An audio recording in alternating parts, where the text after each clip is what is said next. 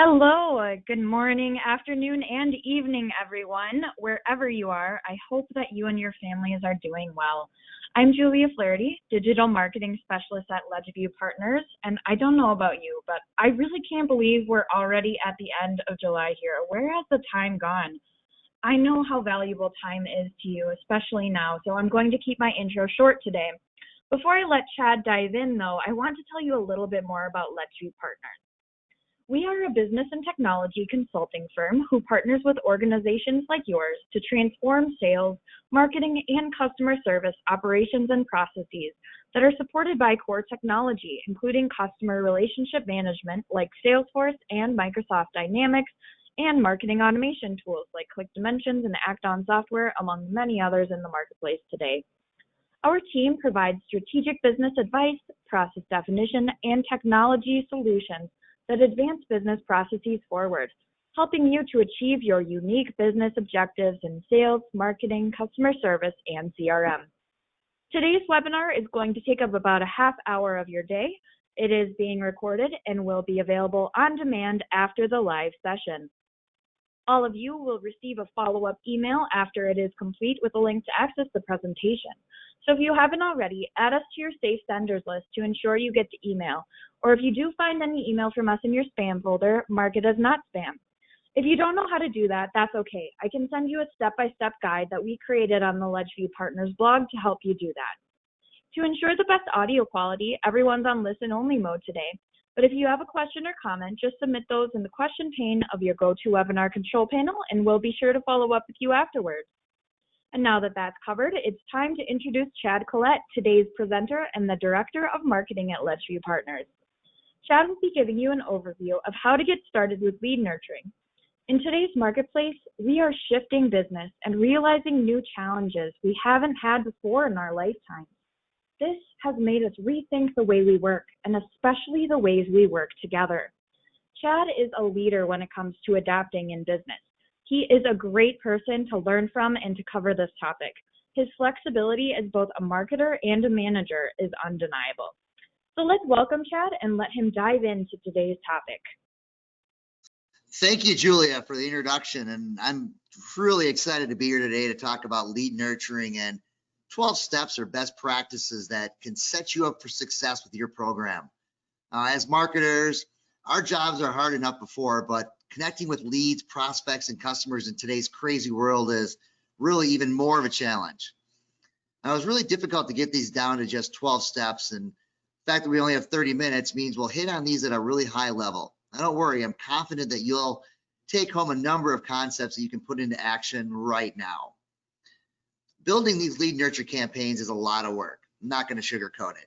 It's no walk in the park, and I don't want you to think that these 12 magic bullets will launch your program tomorrow.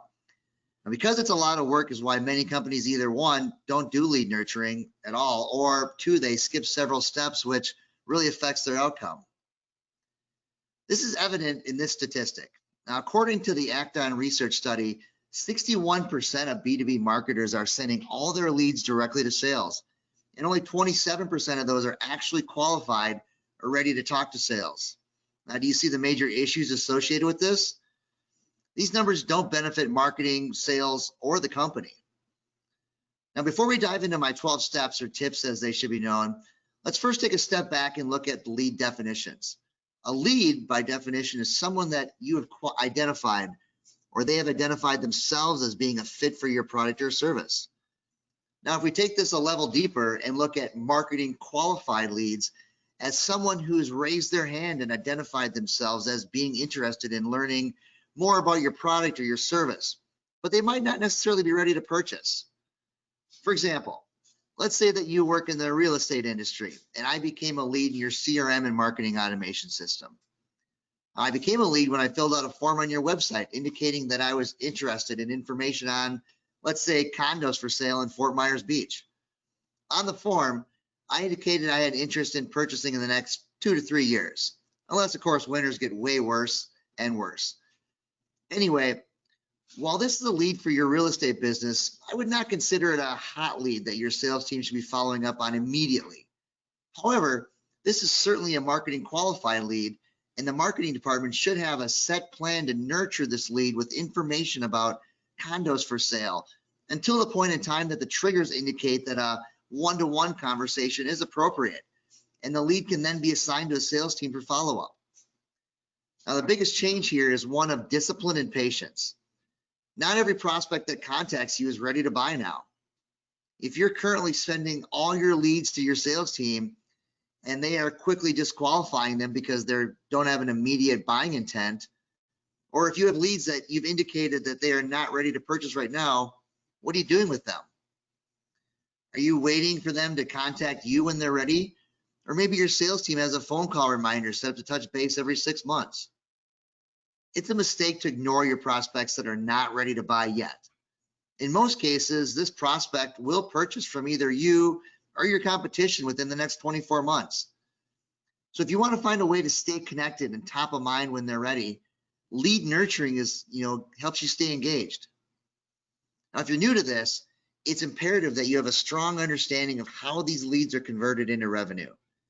To do this, you need to understand your target market, what their purchasing behaviors are, and how you can solve their problems.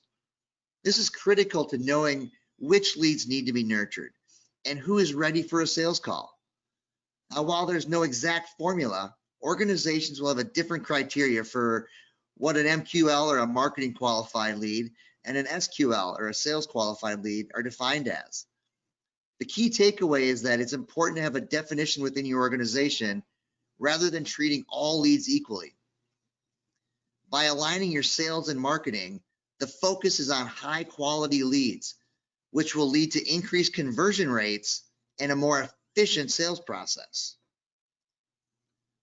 One aspect of that alignment and step number one is knowing the difference between marketing automation and CRM, and how marketing and sales utilize each of these solutions.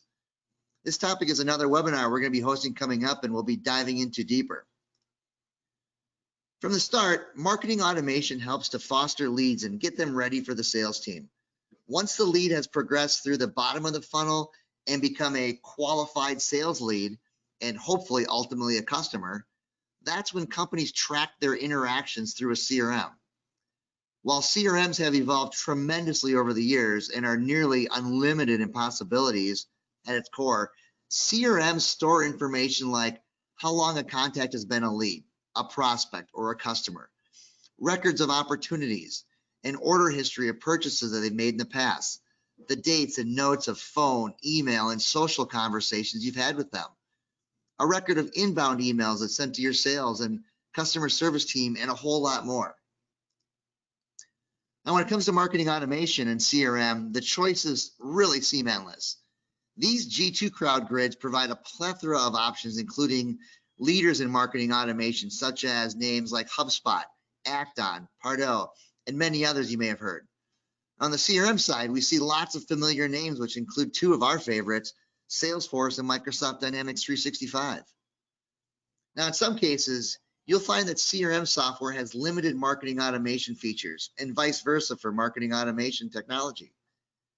But to realize the full benefits of these systems, most companies operate both a marketing automation system and a CRM system. However, the most successful companies use these two technologies together and provide an integration or connector between the two of them. Since it's marketers nurturing leads for the sales team, we're going to focus on marketing automation today. We see many companies who have marketing automation, but simply just use it for emails. Now, marketing automation is much more than just sending emails. At the core, it's simply technology that helps streamline, automate, and measure marketing activities across your channels. Now, to say that another way, it's the engine that can ensure that the right message gets to the right person at the right time. Thinking back to all those companies listed on the G2 crowd grid, a good marketing automation solution will provide not only email marketing, but web tracking, lead scoring, nurture or drip marketing, campaign tracking, forms, surveys, landing pages, CRM integration, which is key, and much more. Now, if I need to prove my point any further, here's a few relevant statistics for your marketing automation plan. I'm not going to go through all of them, but I want to highlight statistic number 3, which happens to be my favorite. 80% of marketing automation users saw an increase in the number of leads, and 77% had an increase in conversions. Now, it just speaks highly to the power of marketing automation and how it really helps you meet and hopefully exceed your goals. When developing your lead nurturing strategy, before we can start to create and send all those messages, it really starts with establishing your goals. At the end of the day, what do you want to accomplish? Why are you developing a lead nurturing strategy at all? I believe for most organizations, these high-level goals are fairly universal when it comes to lead nurturing. Using lead nurturing programs will help you create better engagement with your target buyer and ultimately increase your conversion rates and in turn new and larger scale opportunities. These are just a few examples of lead nurturing KPIs that you may want to consider for each campaign you're executing. Items like delivery, open, and click rates on your messages. Your conversion rates or number of marketing qualified leads you're generating. Take time as you're planning to set goals as you execute your campaigns so you can effectively measure your goals versus your actual performance indicators. If you are brand new to this, yes, it may be difficult to put some initial goal estimates together, but you got to start somewhere and you can really adjust as you go. With some goals and KPIs in place, it's time to connect with our buyer. No, that doesn't mean we're ready to actually jump on the keyboard and connect with them. It's important to take time up front to develop your buyer personas. Remember, patience is a true virtue for marketers. Developing buyer personas is one of the key steps that many organizations bypass because they think they know their customers and they just don't do this, or that it might already be done. Building your buyer's persona or profile is key in the beginning, or your lead nurturing messages will likely miss the mark completely. Depending on your industry or your suite of products, solutions, or services, you may have different buyer profiles for each of those product segments. Has your business evolved over the years? Even if you've created a buyer persona in the past, it's a good idea to verify who you think your target buyer is. And does that still hold true? Take the time to do this exercise. And you don't want to do it in a silo. Engage with your sales team or others in your company that may play a critical role to learn more about your buyer, the decision maker that you ultimately want to reach. What roles or titles are you seeking? What is their background or their demographics? What are their goals, the wants, the needs, or the challenges that this buyer faces on a daily basis? How can the product or service you are offering help them? With input from sales, what are the common objections that they hear? In this nurturing campaign, it is a prime opportunity to counter those objections early and how you position yourself. As I said, this step is one that too many companies just simply bypass. They say, yeah, we target the VP of sales, but then they fail to complete the rest of the worksheet, leaving significant gaps in their marketing potential. With your target buyer in mind, it's time to decide how you're going to differentiate them from others in your database within your lead nurturing program. Now, this is where lead scoring comes into play. Starting at the top, for anyone unfamiliar, lead scoring is a valuable shared sales and marketing methodology for ranking leads and prospects to determine their sales readiness. As you take a look at your database of leads and prospects, you can create lead scoring models across two main types. You've got your explicit and your implicit. When we think about lead scoring, many companies jump right to the implicit scoring and they leapfrog right over explicit. If you take a look at your lead list, how many of those fit into your target buyer? You know, that exercise we just talked about? With explicit lead scoring, you can score a lead or a prospect based on who they are. That VP of sales buyer you want to target will get a much higher score than, say, a sales manager or a sales rep. Are they in territory? Does the company size match your target? And the list really goes on and on. Now, from an implicit model, this is really the fun one. How are they engaging with you? Are they visiting your website? Are they clicking on your emails, downloading your ebooks, or are they attending your demos? Let's take a couple of minutes to dive deeper into each of these starting with the explicit scoring model. Now, keep in mind, all this information should be done in your CRM. By completing your buyer profiles, you know who you want to target. So as leads and prospects enter your CRM and your marketing automation list, you can determine how interested you are in them. Is it worth keeping them in your list at all? Carefully consider all the details that are important to you and how you want to score and ultimately segment these leads. Now, when it comes time to score these leads, the points, they're really up to you. Make sure you vary your lead scores if specific job titles or purchasing authority is key to your target buyer. You can see examples here how we score a VP or a director differently than a manager. Some people may use a scale of 1 to 50 to get to a marketing qualified leads. Some may go 1 to 500. Choice is really yours. But don't forget to also take advantage of negative lead scoring if they do not fit your profile. This is really going to help keep them off your radar. So switching gears, let's talk about the implicit scoring model. This is how marketers identify how engaged the prospect or the lead is with you, your marketing, and your content. This is where your marketing automation really comes into play and all the amazing information it can provide to you. Taking just like a dozen options here is what your scoring may look like.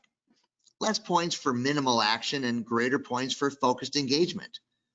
Completing a form, spending time on a webinar, going from a standalone landing page to your website to learn more. As a marketer, it's exciting to see the content you're creating being absorbed by your leads. But just like the explicit model, feel free to use some negative scoring models for those that may be looking, say, for a job and working for your company versus with your company. With that lead scoring in place, this really gives us a lot of options to segment our audience as we build our lead nurturing programs.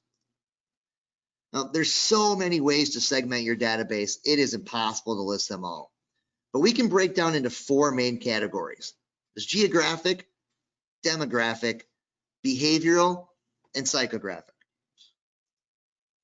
Now, these are just a few ways you can segment your list based on each category. And these can and often are combined. If you're looking for a target buyer, say on the West Coast, who is a VP of marketing and actively engaged with your content, this will allow you to personalize the experience for this specific segment that you're targeting with lead nurturing. And as it goes without saying these days, but I'm going to say it anyway, your lead nurturing should not be a one-size-fits-all approach. Doing that will be reflected in the results that you experience. And to personalize that experience, we need content that is important to them.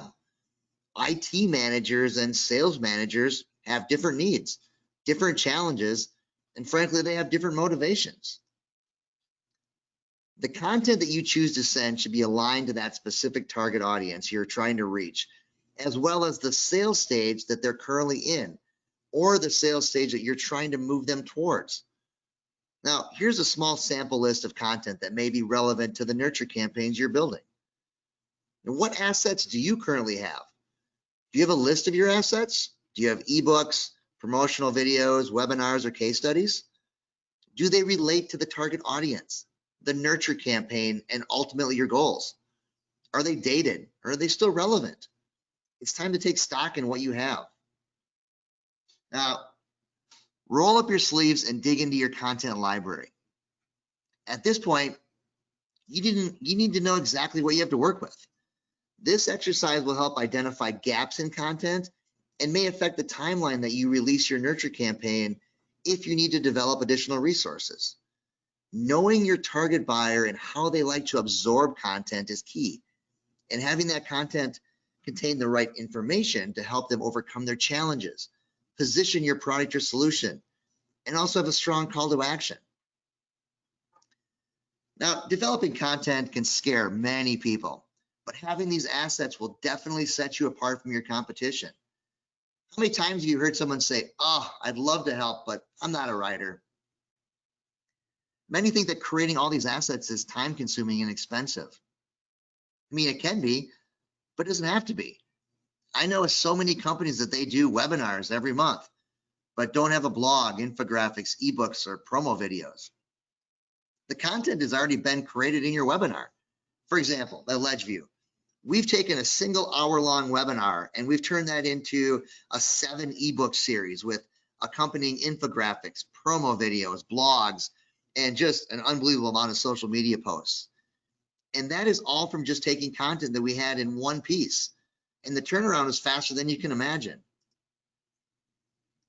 As you analyze your content, you need to know if you have the right pieces to match the buyer's journey that you want to create for your target buyer.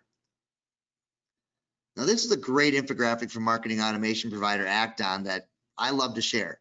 It outlines a content strategy based on the sales stage that you want to move your leads down the funnel from the awareness or the attract stage all the way to marketing qualified and really beyond. As you assess your content and determine what you need, the content should map to the buyer stage to help bring them down the marketing funnel. Again, these stages may not map specifically to you, but it's a good check against your current process or a guideline as the one you're developing.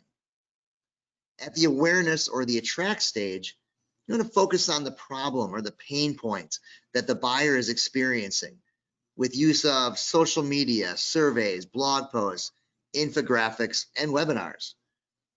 As their lead score increases and they get interested, focus on your solution by educating the leads and prospects with content like ebooks, checklists, videos, events, live and on-demand webinars. As they move to the evaluation or the consideration stage, show them what it's like to work with you. You can offer them a demo, a free trial, provide case studies or product or solution comparisons as you make them a marketing qualified leads and are ready to pass them along to sales. Now, at this point, marketing's job is not done. As sales engages with them, marketing can continue to provide content in that purchase phase to validate their decision with additional content like webinars again, and as they move to the post-purchase and repurchase stage, using content to keep them up to date with your products and solution. And you want to ensure user adoption with continuous learning or loyalty programs. For example, at LedgeView Partners, we hold monthly CRM user group webinars and focus on a specific training topic each month and field of how-to questions. This keeps users continuously learning and engaged with the product, as well as new enhancements that are coming and services that we can offer to assist them. As your lead or prospect or even your customers move through the buyer's journey, they will continue to engage, increase their lead scores, which we discussed earlier, segment into newly engaged groups and get closer to being marketing qualified and sales ready. And not to get off topic, but this doesn't just include new leads. Automated programs have a wide range of uses to keep your contacts engaged with you, sales ready prospects, new and existing customers, and many other uses. Now that you have all the moving pieces, it's time to start drafting your lead nurturing program and start building a relationship with your prospective customers. Now, the look and feel of the technology will differ a bit, but for the most part, they accomplish the same things. As you build the emails needed for your nurture and buyer's journey, here's a few best practices to kind of keep in mind. As you develop your automated campaign, the actual setup will vary based on the marketing automation solution that you're using. But you will need to create your emails for each of these campaigns, and it all starts with the subject line. That is what is going to get your email opened.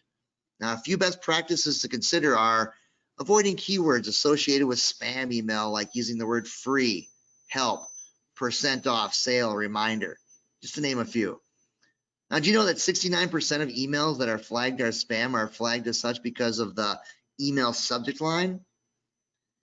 You want to include content of interest inside your subject line when appropriate.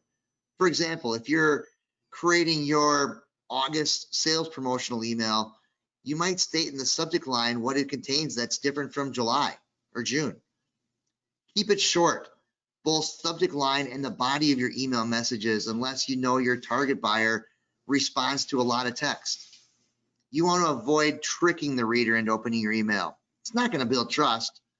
Let them know what the email contains and what they can expect. And of course, A/B testing your email subject line is a must. But that A/B testing goes way beyond just testing our email subject lines, as we'll get deeper with step number 9. Think about your from address. Will your target buyer be more receptive to receiving mail from, say, your company or from a person? Test your body content, including opening lines, use of different graphics, and your calls to action. The day and time that you send your emails. However, many marketing automations now, and even CRM solutions, are using predictive analytics to send emails and optimal time your recipients may have the best chance to engage with them. And it goes beyond email, because your emails only do so much. Now, it's rare these days that someone will immediately pick up the phone based on an email send. Many times they are sent to a landing page, typically with a gated form to gain access to some of your awesome content. Similar to email, A/B test your landing page copy. A/B test your headlines, your graphics, and the calls to action on that landing page.